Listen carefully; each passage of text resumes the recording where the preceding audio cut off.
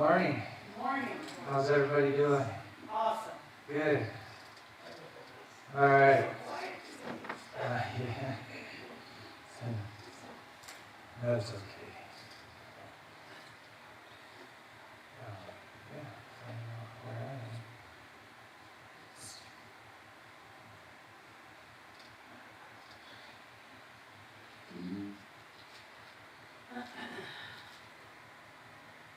There we go. All right.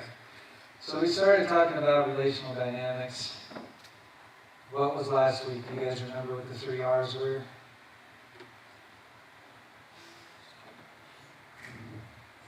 Redemption, reconciliation, and restoration, right?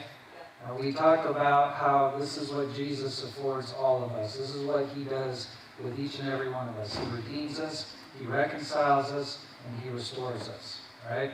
And our need for that is something that we don't really accurately express those 3 things or offer those 3 things to other individuals until we understand our need for it and we understand how much He has afforded that to us, right? What is our mantra for relationships? Do you guys remember? I know, it's hard to, I don't even see, I gotta look it up. I don't even know. Okay, repeat after me. I am not perfect. And neither are you. I am valuable. And so are you. I need relationships. And so do you. Okay, that's our mantra, right? And that's the thing to remember, because we all have failure in relationships, right? Yes. I have big failures in relationships even to this day. And there's areas where I'm just still discovering the flaws that I have in having relationships and maintaining relationships and how I do things wrong and stuff that is buried under the surface that we don't recognize, that we don't see, that we become blind to. God starts to expose that kind of stuff, and then the fixing process is not that easy and it's not that fun. But that's what we need to do. So with that in mind, just understand that through this little series, just like in the series that I preached a long time ago on marriage, I am not standing up here. I'm not trying to position myself as an individual who has it figured out, who's trying to teach you what I have figured out. I'm standing up here as a peer with failures of my own that is just trying to relay information that I've studied, that I've come to figure out, that I'm trying to understand to help in my relationships as well.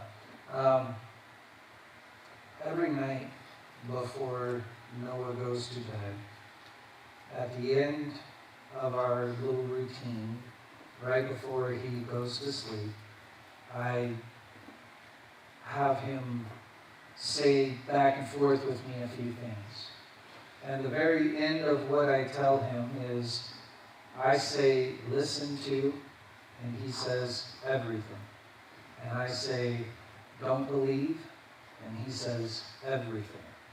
And then I say, but, and he says, pay attention.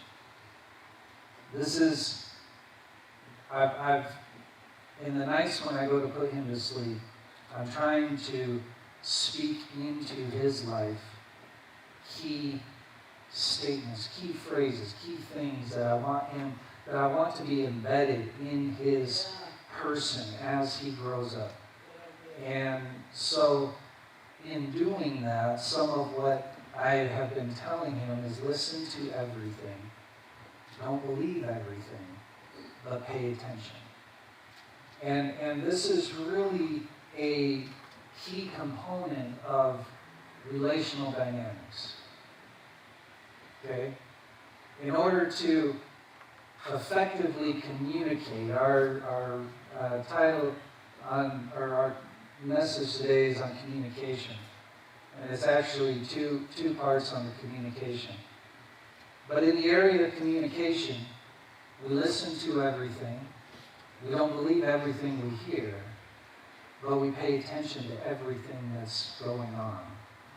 And it works out more in other areas of our life, but there's three important aspects that I am working to ingrain in him that coincide with these three lines of statement.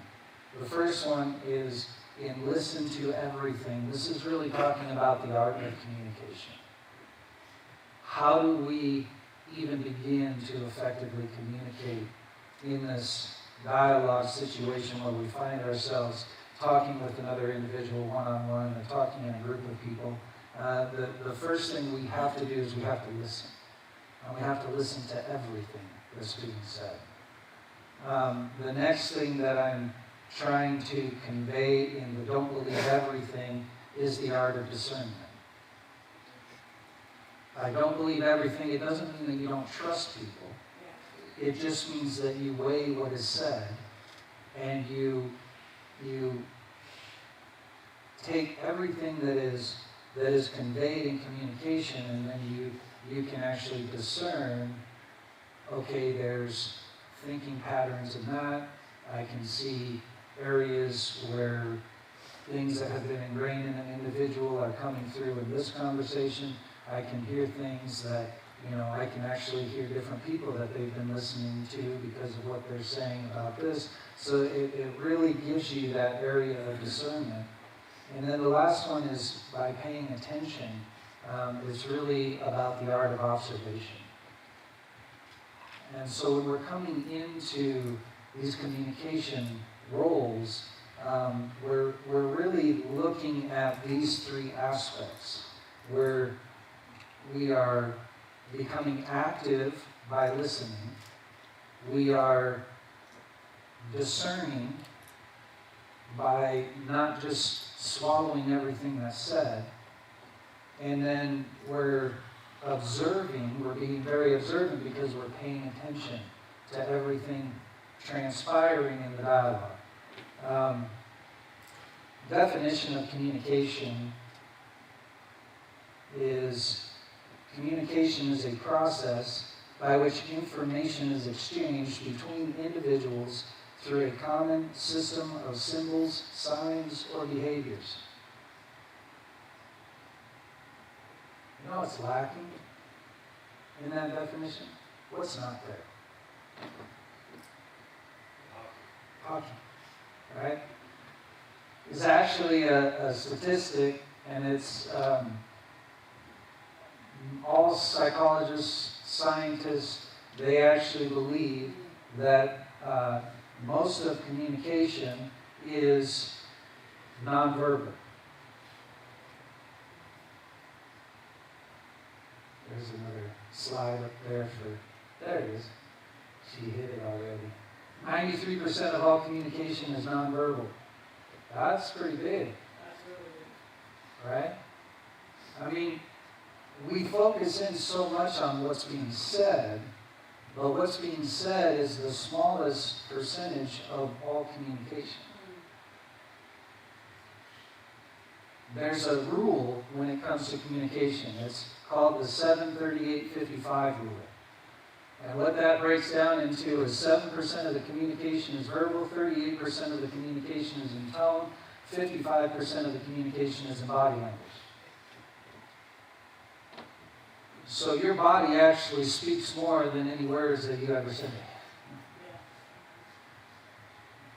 That's why when I'm up here preaching, I actually watch for body language. We're actually communicating when I'm preaching. We're in dialogue. I may be speaking, you guys aren't saying anything verbally, but we are communicating. Because I'm paying attention to what's going on. This is how I know when you're not getting it. It's how I know when the teens are talking.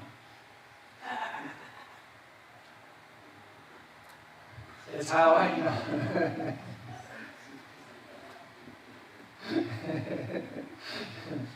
It's how I know when I hit a hot button, and it's something that maybe is being struggled with because your body will tell on you. We can try to hide it.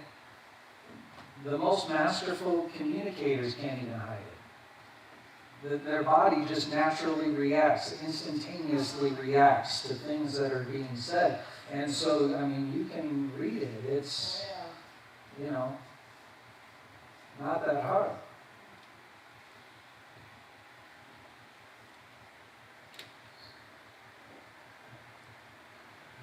This breakdown is true for men and women alike. Okay? Doesn't matter, right? Some of the men might be like, yeah, well, you know, the women just talk a lot, right? So this must be the man version of the rule, 7% verbal, because we don't talk at all. And then the woman's version of the rule must be flipped, you know, 55% verbal or something. But the reality is that this is the same across the board. It doesn't matter how much talking is actually taking place, this rule still applies. But what it means, in order for this rule to still apply, regardless of how much talking is taking place, it means that for a greater amount of verbal communication, that means the tone and the body language increase in amounts too to maintain the percentage. Right? So, guys, this is a clue. If your wife is talking and talking and talking and talking and talking, that means that there is that much more tone and body language going on in that communication than there are words being said. Women have come to this place where they've made a fine art. I'm not putting anybody down, so please don't look at me like I'm putting anybody down. This is just a reality. Women have developed a fine art of inflections in tone that men don't even have. Right? I mean, how many times has a man gotten in trouble because his wife said, well, fine. Oh, it's fine. Okay. She said it was fine. Now, didn't you hear the tiny inflection in the voice that said, don't you dare do it, kind of thing? You know, it's not fine, but I'm going to say it's fine.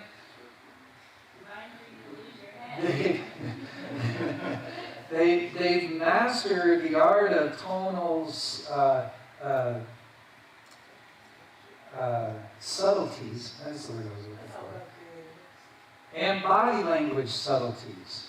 So as much as they express themselves more verbally, at the same time they're expressing themselves more with tone and body language than guys do. This is why guys find it so easy to communicate with other guys. It's like, man, we've got, you know, our 7% of the words are pretty simple. And then our tone, you know, we've got a fairly limited range of tone. And then our body language is fairly limited too. Right? But man, we get into conversation with our wives and it's like, man, you got all of these little tiny inflections on the tone. I mean, have you ever looked up words like on the dictionary and then it gives you the enunciation of the word, like how to enunciate it? And so you have this word that's like, you know, 4 letters long, 5 letters long, but the enunciation form of it is like 33 syllables, and it's like, where did that come from?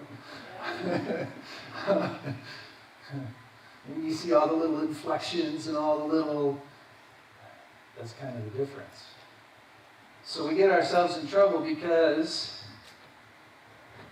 in order to catch the tone and the body language, you have to actually listen and pay attention. It's more than just hearing the verbal. It's listening and paying attention, being attentive in the conversation. Proverbs 4:25, and I'm sure it'll come as a surprise to you, but every scripture today except for one comes out of Proverbs. Proverbs 4:25 says, "Let your eyes look directly forward and your gaze be straight before you." say, what does that got to do with communication? Because it's talking about singularity of focus. You're looking at what's in front of you. Your gaze is out on what is going on right now, in the moment, right in front of you. It's not looking to the left or to the right. It's not thinking about what's back here. It's being focused on what's right in front of you. And in communication, effective communication, you really need to be focused on what's right in front of you. You need to be looking at the person. You need to be watching for the cues, for the signals from the body language. You need to be listening for the tonal inflections of the voice and the different things that are taking place in the conversation. Be able to come into a greater understanding of what's actually trying to be said. Because one of the things that we understand is that since only 7% of our communication is verbal, what that means is that verbally we are not very good at truly expressing ourselves. It's hard for us to verbally put into words the things we're feeling or the things we're going through or the things that we're really thinking or the points sometimes that we want to get across. And then if you add that factor into a communication event that is more of a conflict or a heated conversation, then it becomes even harder to accurately convey the things that are going through your mind and through your body with words.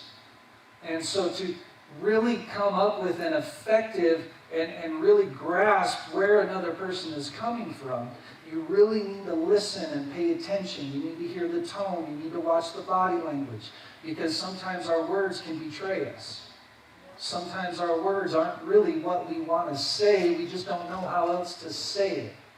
But if we're paying attention, if our eyes are fixed in the communication, if our eyes are fixed on the other person, and we're focused, everything else in the room just faded into the background. Everything else in the moment just disappeared. And in that moment, there is nothing more important than the communication that is transpiring between you and another individual. Now we have a real chance to truly understand each other.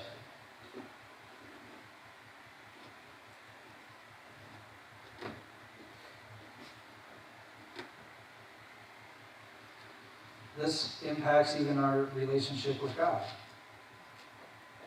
Right? How many times have you heard people say, well, God doesn't speak to me?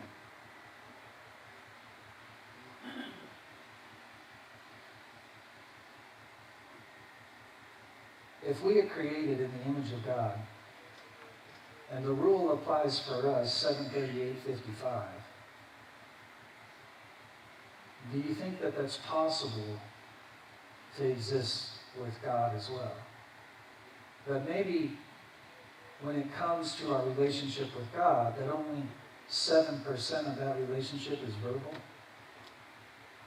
and maybe 38% of that relationship is based in tone, and maybe 55% of that relationship is based on body language or actual experience or interaction with Him.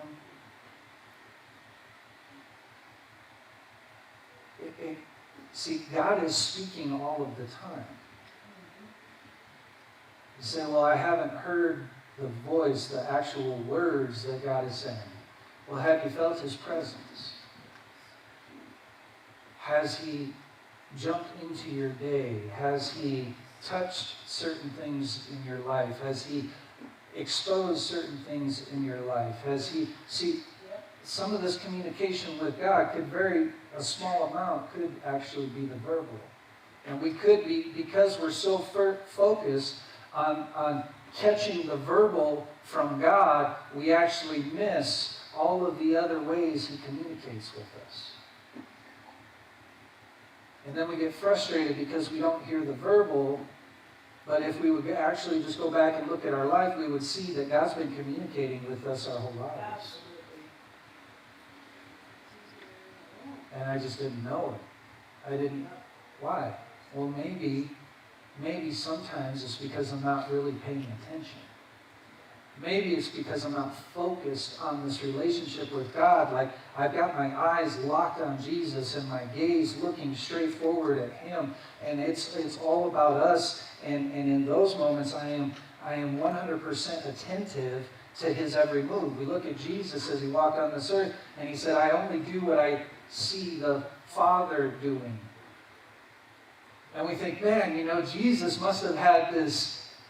What would it have been like for Jesus, right? Jesus probably just sat there, he went up to the mountain to pray, right? So He's probably sitting there, and God the Father probably comes down and sits on the rock right next to Him, and they're just chatting it up, right? But as we see Him move and function in His ministry, that's not how things work out. He's not getting this verbal cues, at least it's not looking like He's getting the verbal cues from the Father on where to go and what to do. What He's doing is He's paying attention. When He sees people in certain situations, He's paying attention to what's going on in those instances and in those moments to see if His Father is in that situation.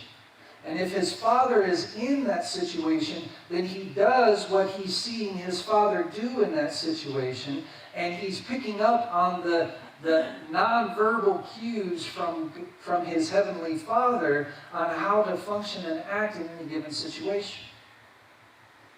We see this with the lady who was not a Jew, and she comes and she asks for healing. I think it was for her son, right? And Jesus said, He said, you don't give the dogs food before the children, right? And she said, yeah, but even the dogs get the scraps that fall from the table. And He saw something in that moment. It wasn't His time to step out of ministry from the children of Israel into the ministry to the Gentiles, but He saw something in that moment. He saw God in that moment, and so He moved into that situation because He was attentive, and He saw that God was moving in that space, so He did what He saw His Father do. Perfect communication between Him and the Father. And in doing so, He never stepped out of character. He never sinned. He never walked into other areas of ministry that He wasn't allowed to go into.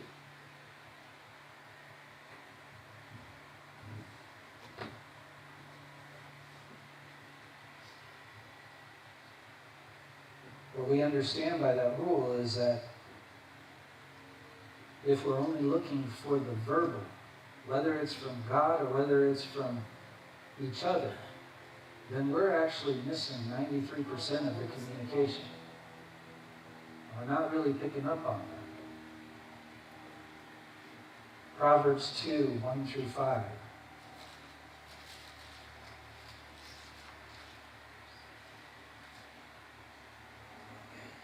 My son, if you receive my words and treasure up my commandments with you, making your ear attentive to wisdom and inclining your heart to understanding. Yes, if you call out for insight and raise your voice for understanding, if you seek it like silver and search for it as for hidden treasures, then you will understand the fear of the Lord and find the knowledge of God.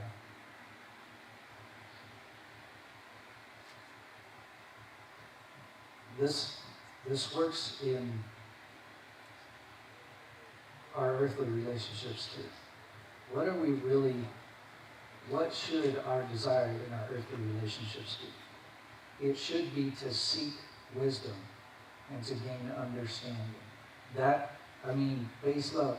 Otherwise, there's no point in communicating with anybody. Why? If you're not doing it for the purpose of seeking understanding and gaining wisdom, then why waste your time? See, what transpires the moment we enter into communication is that in a moment, what I am subconsciously saying is that I consider you valuable enough to understand you and to seek wisdom about your situation and about the things that you're going through. I place enough value on you as an individual to enter into this dialogue, because entering into this dialogue means that I'm actually desiring to gain understanding of you as an individual. It means I'm actually desiring to seek wisdom in this interaction. It means that I actually want to know you. I want to know about you. I want to understand you better, fuller, deeper. You are worthy enough to me as an individual to allow, look, if this is how our interactions of communication would go, it would speak volumes to the people that we communicate with. Because what it speaks is that I value you enough to block everything out in this moment and just be totally focused on this interaction. Nothing else is more important than this right now. Because in order to truly grasp what you're saying, what you're feeling, what you're going through, I have to devote all of my attention to this interaction. And so you're more important than the things that are pulling at my attention right now, because I'm going to block those out and I'm going to come into communication with you. You know what's cool about the beginning of that word communication? You know what it starts with? Communing, right? Communion, right? Communication is communion with other individuals. There is nothing more important in the moment. Listen, if we would block out the externals and come into that communication with the mindset that there is nothing more important right now. There is nothing on my plate. There is no thought. There is no responsibility. There is nothing out there that is more important in this moment than this conversation, than this interaction of communication. Man. Think of how rich our relationships could really be. Think of how deep they could really go. Think of how well we could actually not only know each other, but help each other. Right? It would completely transform all of our relationships. But in order to have that kind of attention, we need the most amazing virtue of all: patience.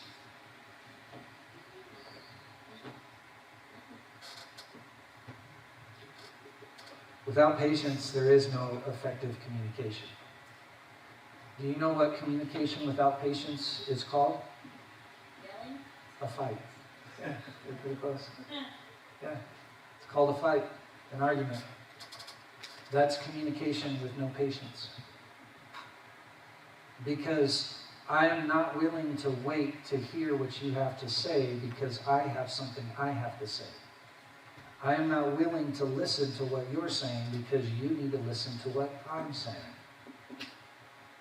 I'm not willing to actually focus on you and your tone and the 93% of communication outside of the verbal because I can't do it if I'm not patient.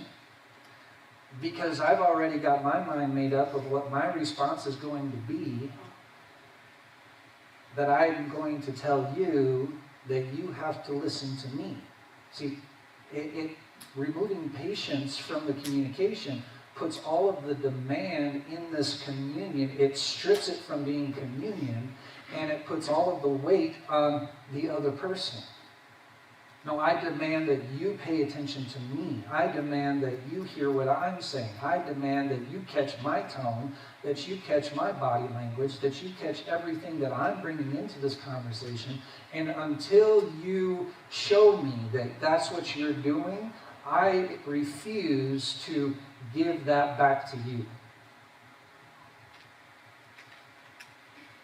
That's pretty harsh. No wonder the communication falls apart.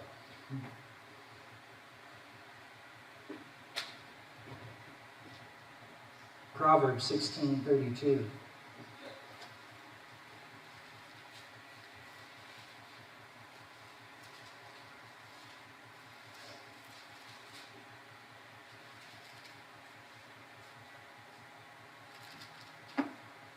Whoever is slow to anger is better than the mighty, and he who rules his spirit than he who takes a city.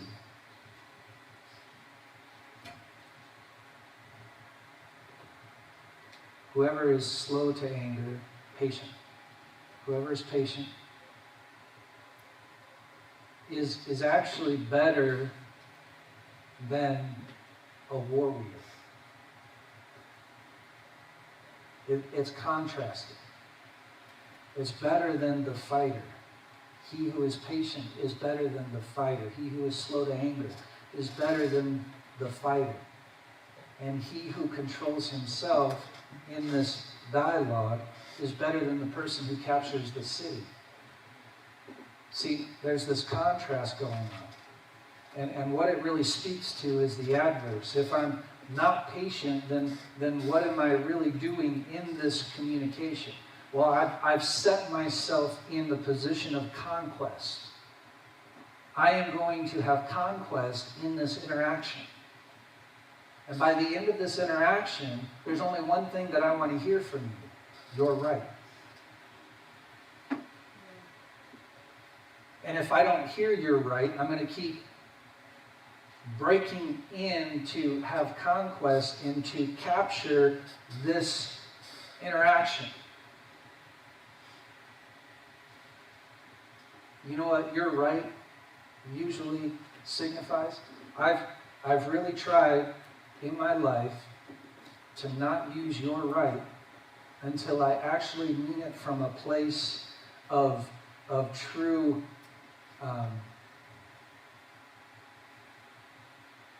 introspection, of really weighing things out, and because I don't want to give the wrong impression just by saying you're right.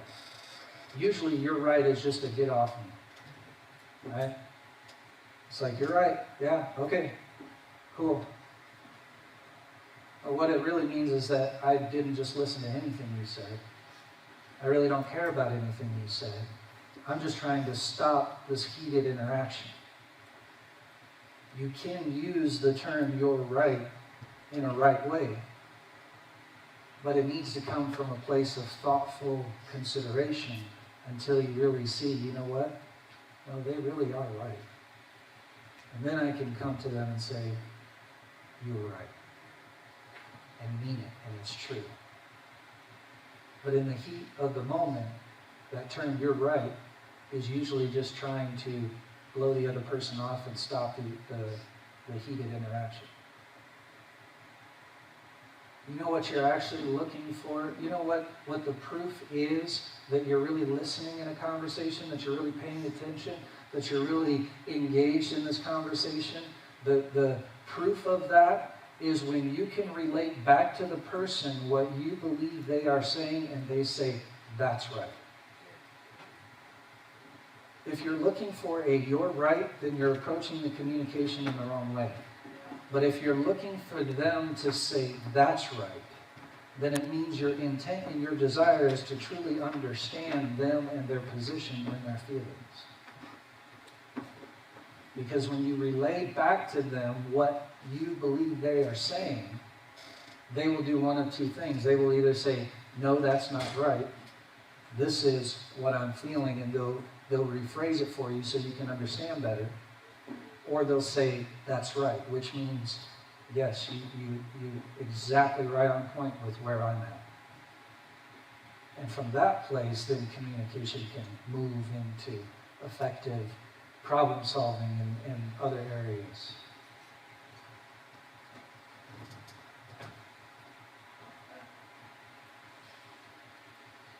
Saying you're right is usually a signal of defeat. And it's usually a signal that I can't communicate with you on this issue, or that you're not listening. But rarely is it an enthusiastic revelation of the erroneous thoughts or actions by the one saying it. Right? You can say, you're right, Rick. No, I'm just kidding. Don't say that. No, you're right. Proverbs 15:18.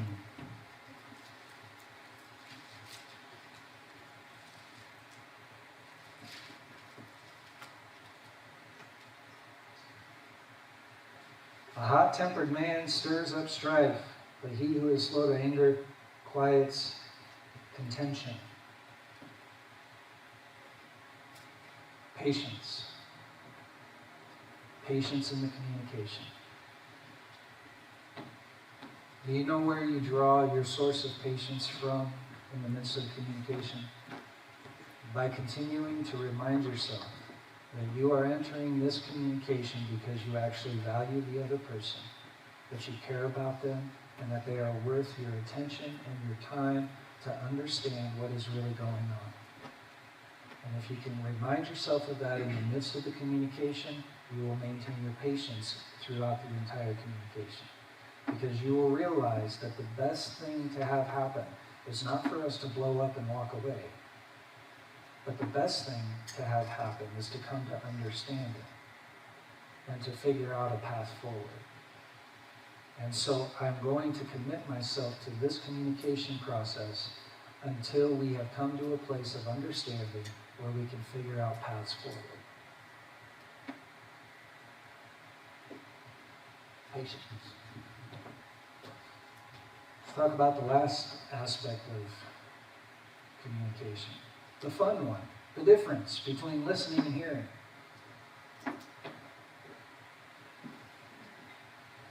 In my youth, when I had a much bigger mouth than I do now, and a much bigger ego that hadn't been knocked down a few notches, there were times when people would talk to me, and I heard this saying once, and I thought it was cool, and so I threw it out there when people were talking to me, and they got pretty upset when I said it. I said, "No, I hear what you're saying, I'm just not listening."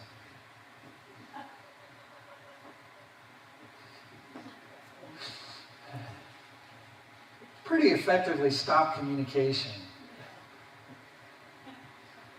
Fortunately for me, it never went to any other forms of nonverbal communication that could have led to some greater pain. Hearing is accurately understanding what is spoken, but listening is hearing with the intent of action and application. So you have to hear people, right? Hearing is just accurately understanding what's being said. So when you're talking, the sound is coming into my ear and I'm understanding the words you are saying, that's hearing. That's all it is. But listening actually puts action into it. So listening now, I'm actively participating in what you are saying so that I can come to better understanding. And if we're truly engaged in this, then what we don't do is at the end of the conversation, you say, "Oh, okay, yeah, I get it," and then we walk away and we still don't understand what they said. Because all that means is that we heard them, but we weren't listening. Truly listening will say, "You know, you said this, but I'm not sure I really follow. Is this what you mean? Is this what you're saying? Because I'm really trying to understand what you're saying right now. So help me out. Is this what you're saying? That's right. Okay, now we can move on. Is this what you're saying? No, that's not right. This is," so they'll rephrase it, they'll reword it so it can help you. And then when you actually listen, you take what they say and you determine that you're going to do something with what they said. Right?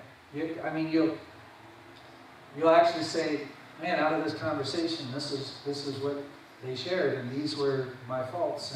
And I could walk away and just say, whatever. Oh well. Doesn't mean you didn't hear them, it just means you weren't listening.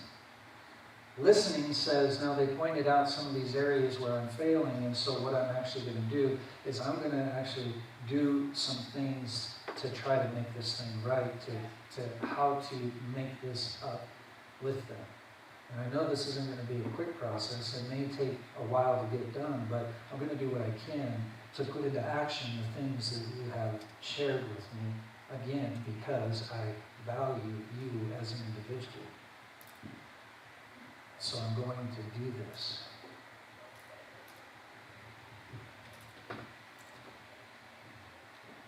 Proverbs 16:20 says, whoever gives thought to the word will discover good, and blessed is he who trusts in the Lord. Another translation says, whoever gives heed. That word gives heed is what is really the base of true listening. True listening is that I've heard the word and I've actually heeded the word. It caused me to stop, to think, to kind of reorder some things, and then put into action. So that's the difference. Proverbs 10:17.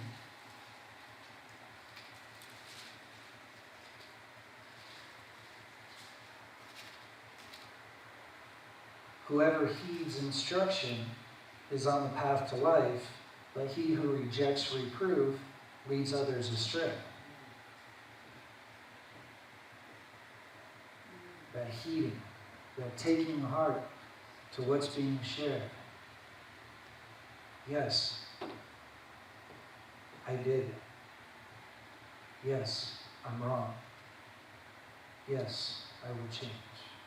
I will work to change. Again, in all of these areas, what we have to have present, again, we go back to last week's message, we have to have a conscious mindset of redemption, reconciliation, restoration. Because these are the areas where we fail, and these are the areas where we harm other individuals. And so we have to actually think towards lines of restoration, reconciliation, and redemption. And we have to position our hearts in that position, because that's really the heart of the Father. The heart of the Father when I mess up is, come unto me, all of you who are weary and heavy laden, and I'll give you rest. The heart of the Father is that if we sin, that we confess our sin, and that He's faithful and just to forgive us our sin, cleanse us from all unrighteousness, the show of mercy. And so we show other people mercy in this. Why? Because we've been shown such a great mercy that how could we withhold it from others? And God did it for us, and this is the heartbeat of the Father. This is the underlying current of the kingdom of God, is redemption, reconciliation, and restoration. So in my relationships, yes, we have these problems. Yes, they were hardships, but you know what? You're listening to me. You're accurately hearing me, but you're also listening to me. You're paying attention in this communication. You have come to the place where you have determined that we are worthy of enough worth to have this moment of communion with each other. So I am going to offer you redemption, reconciliation, and restoration. You've come into this moment. So I afford this to you. Let's get back on track, and let's work through these things, and let's figure out how we can progress in life together.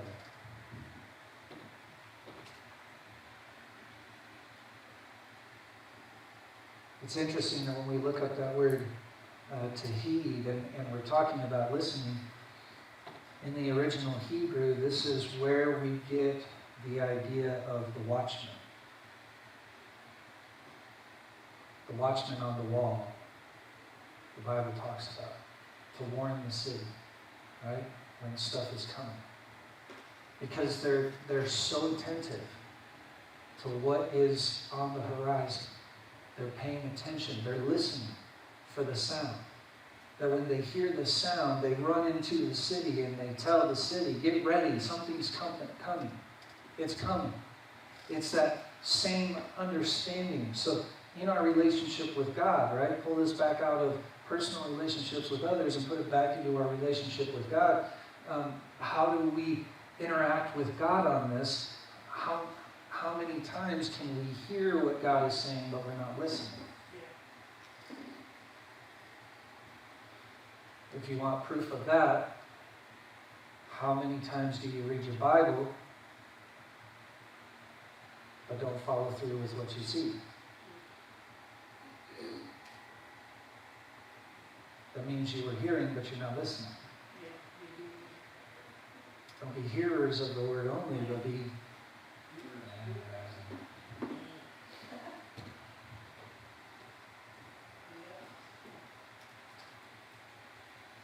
Genesis 3:9. This is where we come to when we're coming into the point of conversation, or communication, rather. It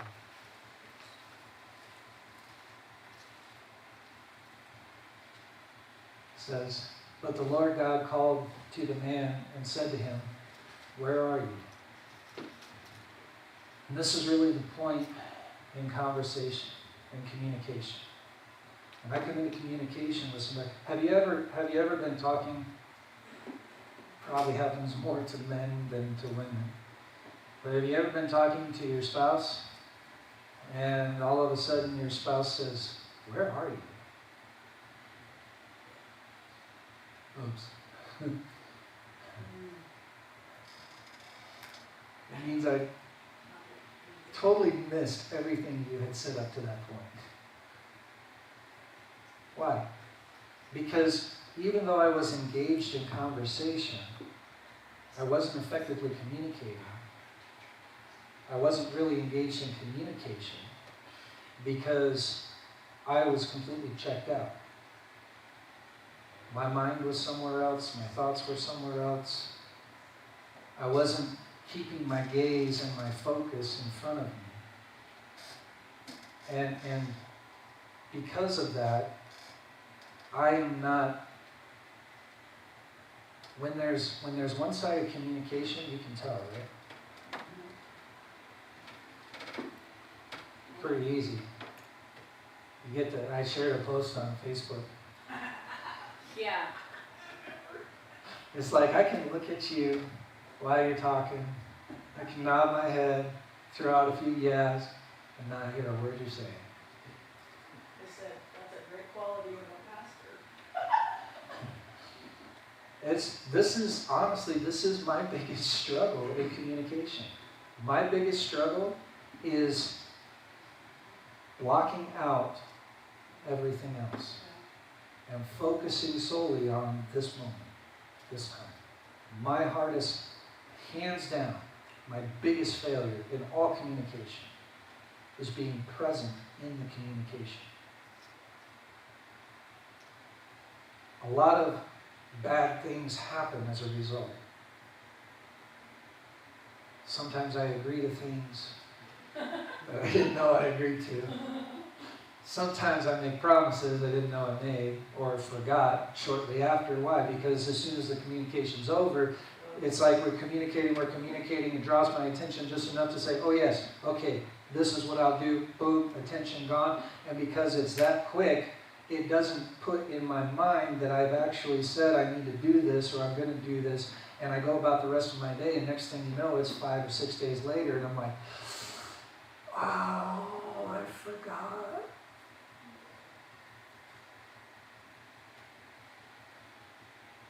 Because I didn't block out everything except this. Every communication deserves that from me. Every communication deserves that from me. If you can't give that to the communication, put the communication on hold. Say, okay, this is very important. Can you give me like 5 minutes? I've got to shut things down in my brain. I've got to so I can focus on what's being said, so I can be present. You know what this verse means? It means that we can actually be in the presence of somebody without being present. Adam, where are you? He was there, but he wasn't present. Why wasn't he present? He was hiding. There was something that had happened.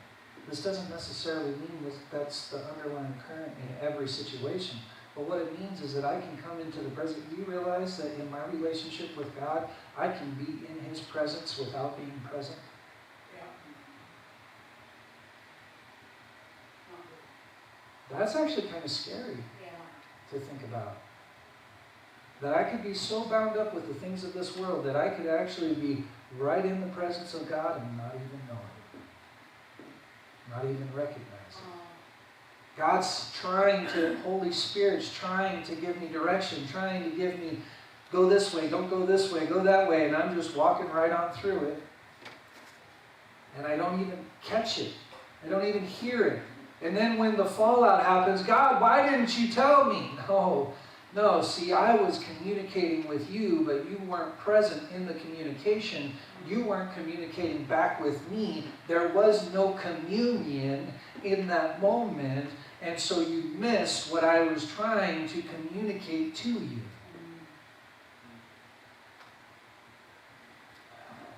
How many things in our lives could we avoid if that wasn't the case? If we were attentive to God,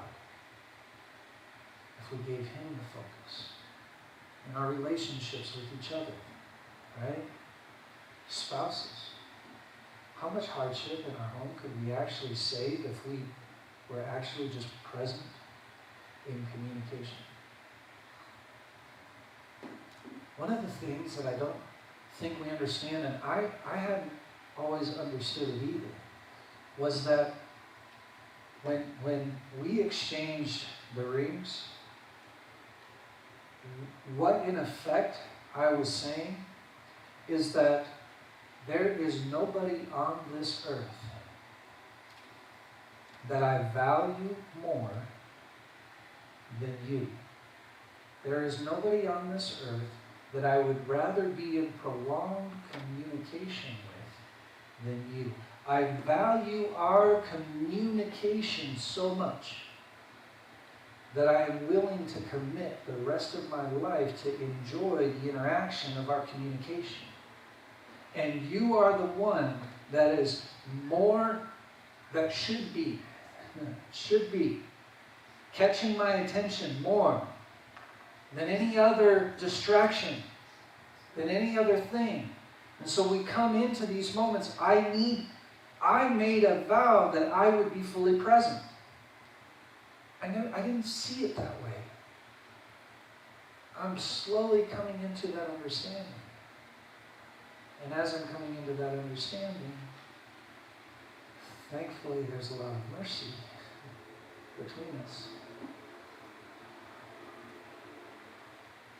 Because I'm realizing more and more, out of everything in this world, there's nobody else that I'd rather communicate with than my wife. And God actually made her to specifically communicate with me on my level. Wow. Wow. That's not no. I am not putting her down in that, okay? I'm saying you got to be pretty intelligent to maintain your level of intelligence and come down to my level sometimes.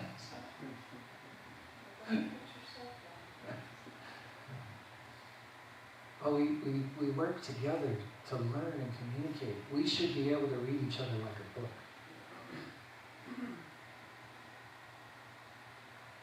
Walks by you. What's wrong? Nothing.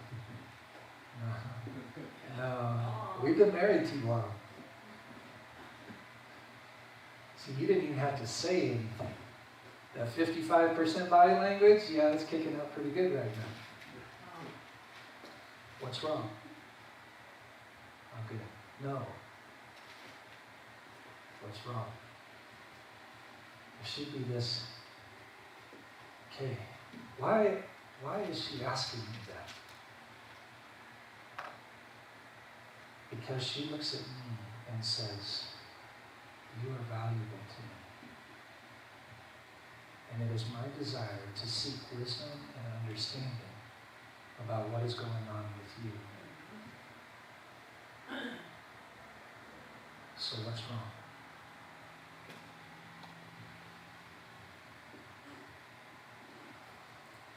Okay.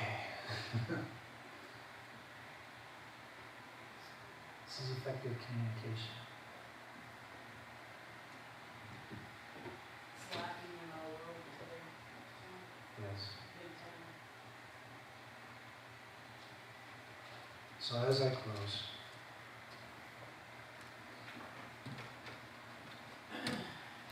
with God, we need to pay attention and understand that there's a lot of communication with God that is not verbal.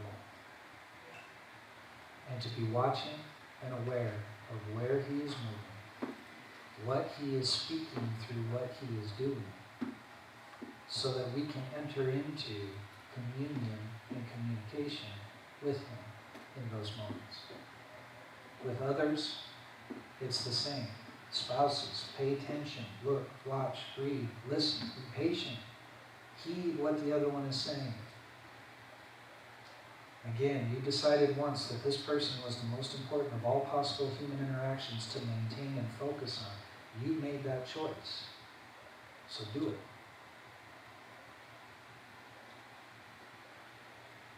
And in our other relationships, understand that if we do this, it will set us on the path to the greatest possible success. You'll prosper and get positioned for things you never thought possible. Simply because you listen. Simply because you're paying attention. Try it with your boss sometime. Go to work. They're talking. Push out all the distractions. Just become totally present. Pay attention. Pick up on what they're saying. Read their body language. Listen to their tone. Kick it back to them. This is what I hear you saying. Is this what you're saying? No, that's not right. Okay. They tell you more information. Okay, so now this is what I hear you saying. Is that right? That's right. Okay, now, how do we move forward from there? What can I do to implement this stuff? You set yourself up for success in your workplace. Trust me, I've had enough failures, I know. So, listen to,